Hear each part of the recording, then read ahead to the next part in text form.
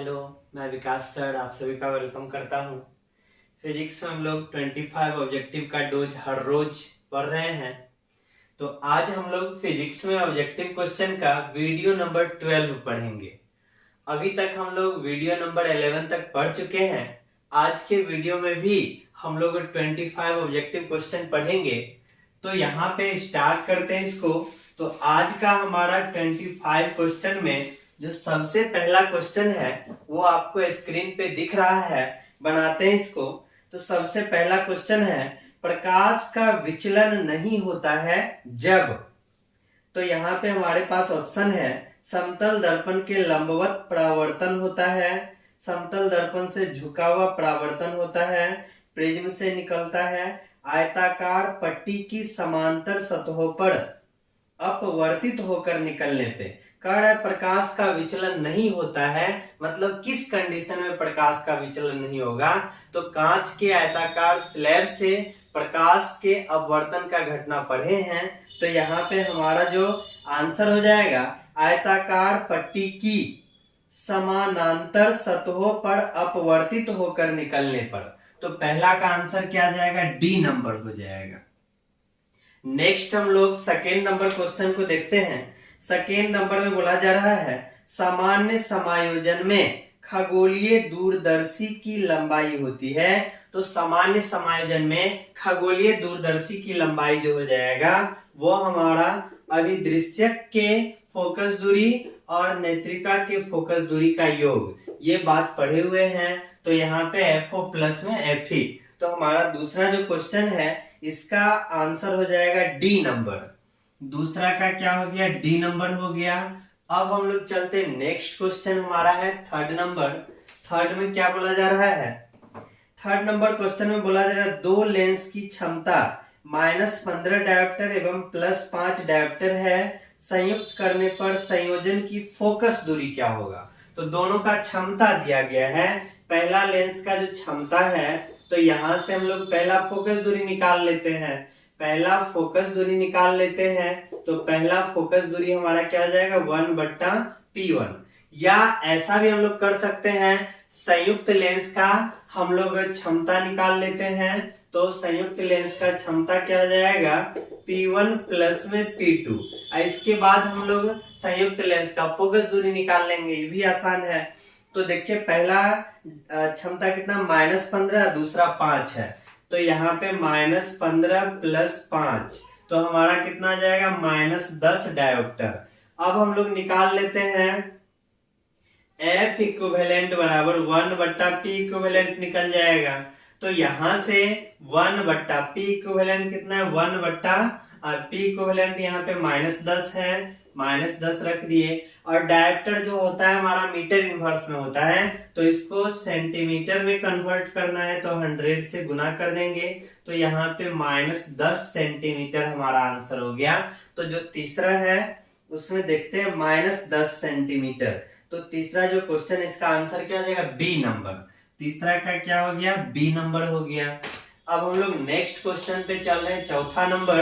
चौथा नंबर में क्या कहा जा रहा है, इसको देखिए। तो चौथा में बोला जा रहा है, कांच के अवतल लेंस को जब पानी में डुबाया जाता है तब यह हो जाता है। तो हम लोग पढ़े हैं, लेंस को अगर जल में डुबाते हैं तो उसका फोकस दूरी क्या होता है, बढ़ जाता है, लेकिन लेंस का क्षमता जो है वो घट जाता है। तो अवतल लेंस जो हमारा है वो अपसारी लेंस की तरह व्यवहार करेगा। जब इसको जल में डुबाएंगे तो इसका क्षमता क्या होगा, घट जाएगा, यानी ये जो हो जाएगा कम अपसारी हो जाएगा।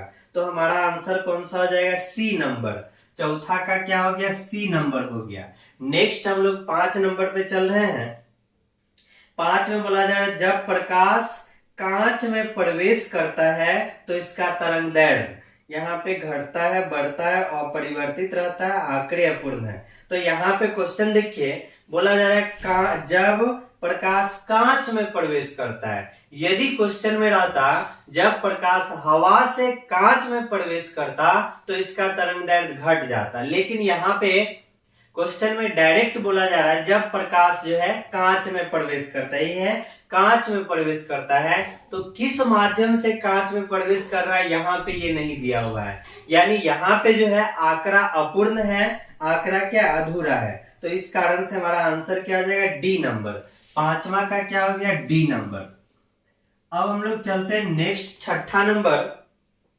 छठा में बोला जा रहा है ऑप्टिकल फाइबर है, तो ऑप्टिकल फाइबर पूछा जा रहा है, तो ऑप्टिकल फाइबर पढ़े हैं, तो ऑप्टिकल फाइबर जो एक पाइप नुमा संरचना होता है और यहाँ पे जो है कोई भी वेव होता है, तो इससे होके जहां तक इस वेव को भेजना रहता है यहाँ पे पूर्ण आंतरिक परावर्तन का घटना होता है, यहाँ पे ये हमारा कोण कहलाता है, फिर इसके चारों तरफ का जो माध्यम होता है वो हमारा क्लडिंग हो जाता है, और फिर इसके बाद जो इसका सुरक्षा आवरण रहता है ये हमारा बफर, प्रकाशिक तत्व पढ़े हैं, तो यहाँ पे ये वेव का जो ट्रांसमिशन हो रहा है यहाँ से जा रहा है, ये दूर तक जाएगा, और यहाँ पे ये जो हमारा वेव है, तरंग है, जो प्रकाश किरण है, ये एक गाइडलाइन के अंतर्गत पूर्ण आंतरिक परावर्तन होते हुए ये आगे बढ़ रहा है, तो इस कारण से यहाँ पे जो हमारा आंसर हो जाएगा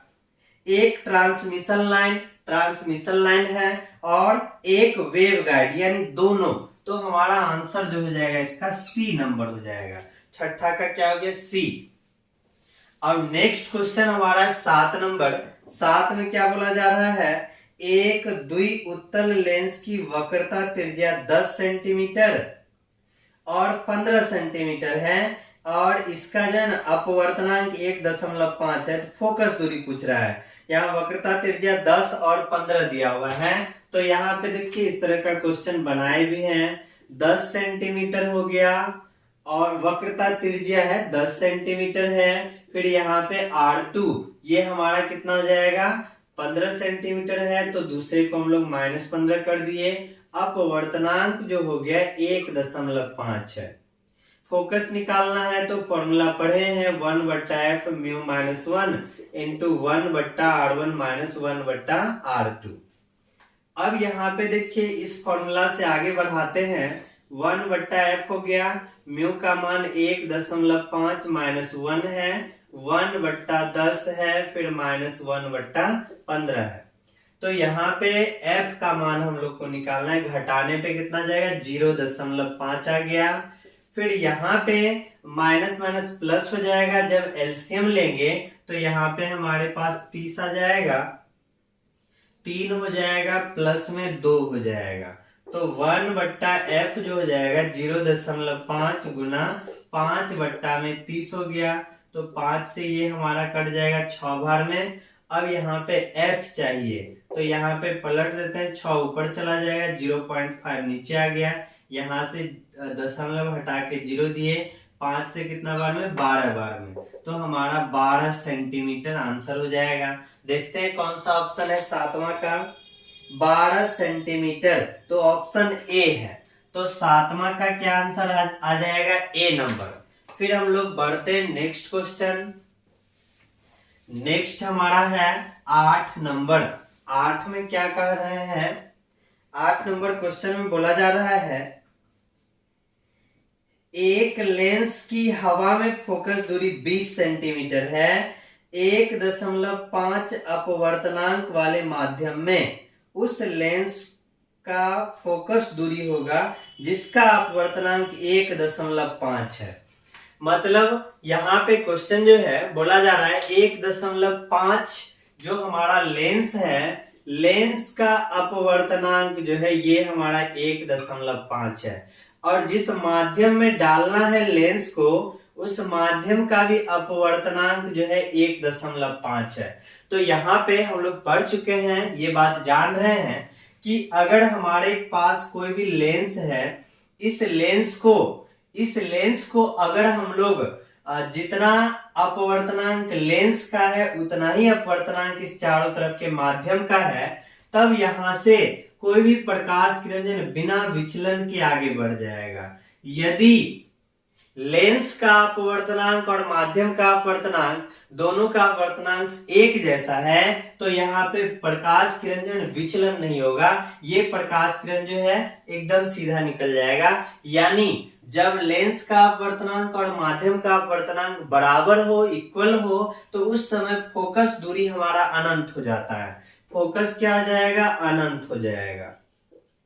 फोकस क्या हो जाएगा? अनंत हो जाएगा। और यहाँ पे लेंस का जो क्षमता है तो क्षमता पूछा जाएगा तो ये हमारा शून्य हो जाएगा, यानी लेंस का कोई क्षमता नहीं रह पाएगा और फोकस हमारा क्या हो जाएगा? अनंत हो जाएगा। ध्यान रखना है ये कब होगा? जब लेंस का अपवर्तनांक और माध्यम का अपवर्तनांक दोनों का अपवर्तनांक अगर इक्वल हो तब। तो यहाँ पे हमको 8 नंबर क्वेश्चन में पूछा जा रहा है फोकस दूरी होगा, तो फोकस दूरी क्या हो जाएगा? अनंत। तो हमारा आंसर क्या आ जाए? D number. 8वां का क्या हो गया? डी नंबर हो गया। नेक्स्ट क्वेश्चन हम लोग 9 नंबर पे चल रहे हैं। 9 नंबर में बोला जा रहा है एक माध्यम से दूसरे माध्यम में जाने में प्रकाश की किरण मुड़ जाती है तो किरण के मुड़ने को कहा जाता है। तो किरण का जो मुड़ना होगा ये हमारा ऑप्शन है व्यतिकरण, वर्ण विक्षेपण, अपवर्तन, परावर्तन। तो अपवर्तन हो जाएगा क्योंकि हम लोग पढ़े हैं अपवर्तन की घटना में जब प्रकाश किरण एक माध्यम से दूसरे माध्यम में जाता है तो या तो अविलंब से दूर चला जाता है या अविलंब की ओर मुड़ जाता है। तो यहाँ पे ये घटना हमारा अपवर्तन। तो नम्मा का क्या आंसर आ जाएगा? सी नंबर हो जाएगा। फिर नेक्स्ट हम लोग 10 नंबर क्वेश्चन को देखेंगे। 10 में बोला जा रहा है 2 डायोप्टर और -3.5 डायोप्टर के 2 लेंस संपर्क में रखे गए तो संयोग की क्षमता। तो संयोजन की क्षमता जो होता है P1 प्लस P2 होता है, पहला का 2 है और दूसरा का -3.5 है। तो यहाँ पे हमारा आंसर 1.5 डायोप्टर हो जाएगा। तो 10 नंबर में देखते हैं 10 का आंसर हमारा बी नंबर आ रहा है। 10 का क्या हो गया? B number. तो अब हम लोग नेक्स्ट क्वेश्चन पे चल रहे हैं। नेक्स्ट हमारा है 11 नंबर। 11 में बोला जा रहा है एक उत्तल लेंस और अपवर्तनांक दे दिया है 1.5, पानी जिसका अपवर्तनांक 1.33 में डुबाया जाता है तो इसका क्षमता। तो हम लोग पढ़ चुके हैं कि लेंस को अगर हम लोग जल में डुबाते हैं, कांच के बने लेंस को जल में डुबाते हैं तो लेंस का जो क्षमता होता है वो क्या होता है? घट जाता है। तो यहाँ पे लेंस का क्षमता क्या होगा? घटेगा। तो 11 का हमारा आंसर क्या आ जाएगा? बी नंबर हो गया। नेक्स्ट क्वेश्चन हमारा 12 नंबर। 12 नंबर में बोला जा रहा है प्रकाश वर्ष मात्रक होता है। तो प्रकाश वर्ष को दूरी का मात्रक लिया जाता है। दूरी को, लंबी दूरी मापने के लिए प्रकाश वर्ष का उपयोग किया जाता है। तो प्रकाश वर्ष किसका मात्रक हो जाएगा? दूरी का। तो 12 का कौन सा आंसर? ए नंबर। 12 का क्या आ गया? ए नंबर। नेक्स्ट हमारा 13 नंबर है। इसमें बोला जा रहा है जब प्रकाश एक माध्यम से दूसरे माध्यम में प्रवेश करता है तब अपवर्तन होता है और ऑप्शन में प्रकाश की चाल में परिवर्तन के कारण, चाल में परिवर्तन नहीं होने के कारण, रंग में परिवर्तन के कारण, उपयुक्त सभी। तो एक माध्यम से दूसरे माध्यम में प्रवेश करता है तो अपवर्तन होता है। तो वहां पे प्रकाश का चाल जो है वो बदल जाता है प्रकाश की चाल में परिवर्तन के कारण। तो हमारा 13 का आंसर क्या आ जाएगा? ए नंबर हो जाएगा। चाल जो है वो हमारा परिवर्तन हो जाता है, इस कारण से अपवर्तन। नेक्स्ट हमारा 14 नंबर क्वेश्चन है किस कारण से हवा का बुलबुला पानी के अंदर चमकता हुआ नजर आता है? तो पानी के अंदर हवा का बुलबुला जो चमक रहा है प्रकाश के पूर्ण आंतरिक परावर्तन के घटना के कारण। तो 14 नंबर का हमारा आंसर क्या आ जाएगा? डी। 14 का आंसर क्या हो गया? डी। नेक्स्ट हमारा 15 नंबर क्वेश्चन है। 15 नंबर में क्वेश्चन में बोला जा रहा है F1 F2 फोकस दूरी के 2 पतले लेंस एक दूसरे के संपर्क में रखे हुए हैं। यह संयोजन एक ऐसे पतले लेंस के जैसा व्यवहार करता है। फोकस दूरी हम लोग जान रहे हैं कि संपर्क में अगर रख देंगे दो लेंस को तो फोकस दूरी जो हमारा होता है संयुक्त लेंस का फोकस दूरी 1/f इक्विवेलेंट जो होता है 1/f1 प्लस f2। एलसीएम यहाँ पे कर दिए हैं, यहां से हमारा f2 प्लस f1। इस बात को अगर इसको पलट देंगे तो ये भी हमारा पलट जाएगा। F इक्विवेलेंट हो गया F1 F2 बट्टा में F1 प्लस F2। तो देखते हैं कौन सा हमारा ऑप्शन है। F1 F2 बट्टा में F1 प्लस F2, तो हमारा ऑप्शन बी नंबर 15 का आंसर क्या आ जाएगा, बी नंबर हो जाएगा। नेक्स्ट क्वेश्चन की तरफ हम लोग बढ़ रहे हैं। नेक्स्ट हमारा 16 नंबर, 16 में बोला जा रहा है दो उत्तल लेंस एक दूसरे के संपर्क में है का समतुल्य लेंस होगा। दो लेंस एक दूसरे के, दो उत्तल लेंस है, दो उत्तल लेंस को अगर संपर्क में रख देते हैं तो जो हमारा समतुल्य लेंस होगा वो भी हमारा उत्तल लेंस ही होगा। तो 16 का कौन सा आंसर, ए नंबर हो जाएगा। 16 का आंसर क्या हो गया, ए। नेक्स्ट हम चल रहे हैं 17 नंबर। 17 में बोला जा रहा है पानी में हवा का द्विउत्तल बुलबुला इस प्रकार व्यवहार करेगा जैसे एक। तो पानी के अंदर हवा का जो बुलबुला होता है वो हमारा अपसारी लेंस के तरह व्यवहार करता है। पानी के अंदर हवा का बुलबुला किस लेंस के तरह, अपसारी लेंस के तरह। या यहाँ पे क्वेश्चन में पूछा जा सकता है कांच के अंदर हवा का बुलबुला, तो कांच के अंदर भी हवा का जो गोला होता है वो हमारा अपसारी लेंस। या पानी के अंदर हवा का बुलबुला, हवा का जो गोला है पानी के अंदर यानी जल के अंदर, वो हमारा अपसारी लेंस के तरह व्यवहार करेगा। अपसारी लेंस, तो हमारा आंसर क्या आ जाएगा, अपसारी लेंस। यानी 17 नंबर का क्या आ जाएगा, बी। 17 का क्या हो गया, बी नंबर आ गया। अब हम लोग चल रहे हैं नेक्स्ट हमारा 18 नंबर। 18 में बोला जा रहा है वस्तु से बड़ा आभासी प्रतिबिंब किस दर्पण से बनता है। तो यहाँ पे दर्पण पूछा जा रहा है।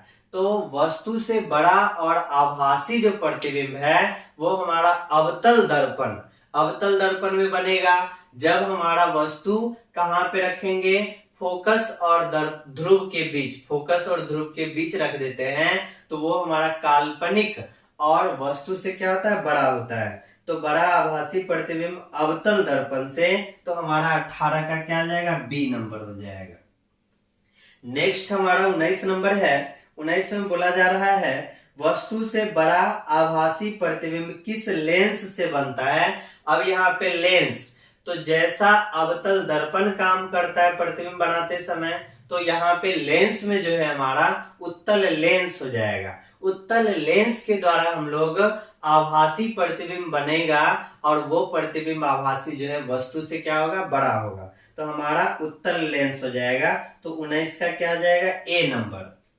19 का ए नंबर। अब हम लोग नेक्स्ट क्वेश्चन 20 नंबर पे चल रहे हैं। 20 में बोला जा रहा है जल और कांच का अपवर्तनांक 4/3 3/2। तो जल का अपवर्तनांक 4/3। जल है तो म्यू डब्ल्यू ले लिए, 4/3 है। और यहाँ पे कांच है, कांच का कितना दिया हुआ है, कांच का देखिए 3/2 है, 3/2 कर दिए। और पूछा क्या जा रहा है क्वेश्चन में, जल का कांच के अपेक्षा, जल का पूछा जा रहा है और कांच के अपेक्षा।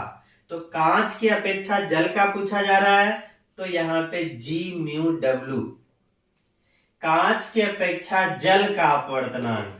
और यहाँ पे फॉर्मूला हम लोग जान रहे हैं, जो नीचे रहता है वो हमारा ऊपर चला जाता है बट्टा में, यहाँ पे म्यू जी आ गया। अब यहाँ पे म्यू डब्ल्यू का मान कितना है, 4/3 है।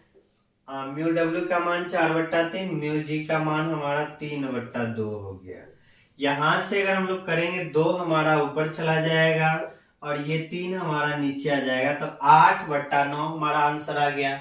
देखिए कौन सा ऑप्शन सही है, 20 नंबर का डी हो जाएगा, 8/9। 20 का हमारा क्या हो गया, डी हो गया। अब हम लोग चलेंगे नेक्स्ट क्वेश्चन पे। नेक्स्ट हमारा 21 नंबर है। 21 में बोला जा रहा है जल और कांच का अपवर्तनांक। जल का अपवर्तनांक दे दिया है 4/3 और कांच का है 5/3। जल का कितना है, 4/3 है और कांच का कितना है, 5/3 है। ये अपवर्तनांक यहाँ पे दिया हुआ है। जल और कांच का अपवर्तनांक 4/3 और 5/3 है।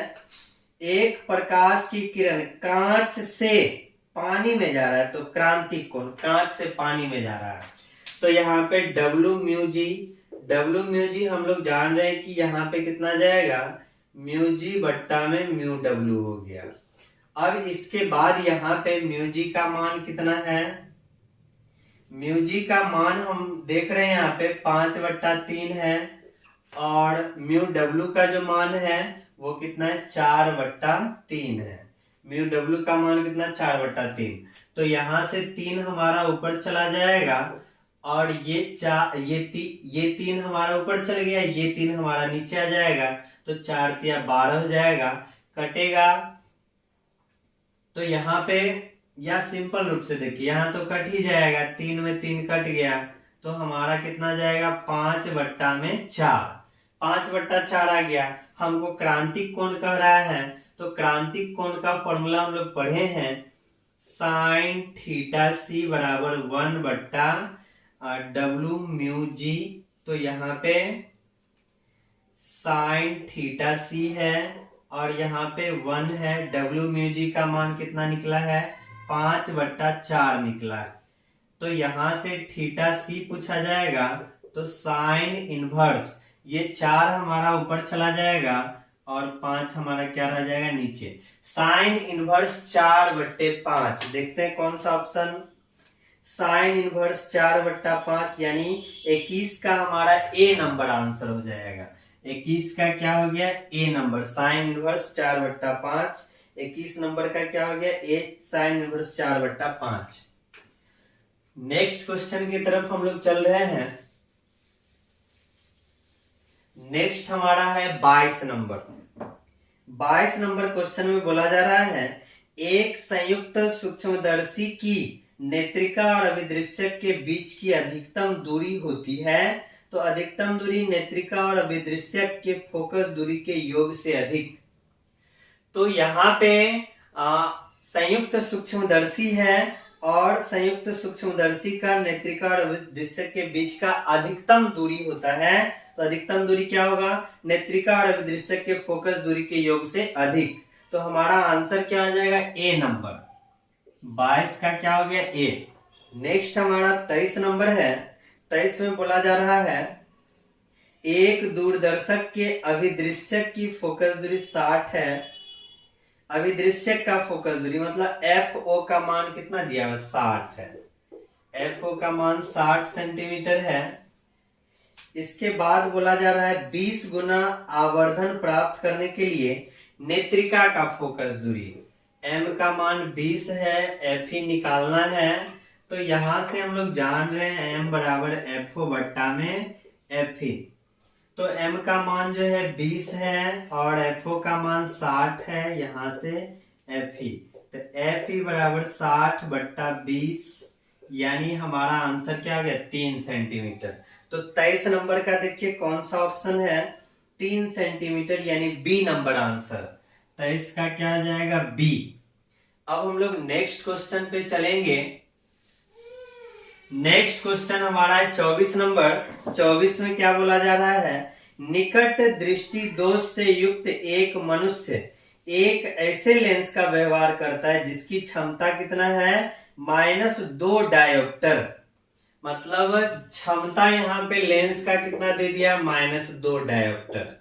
इसके बाद आगे में क्या कहा जा रहा है, इस मनुष्य के लिए दूर बिंदु होगा।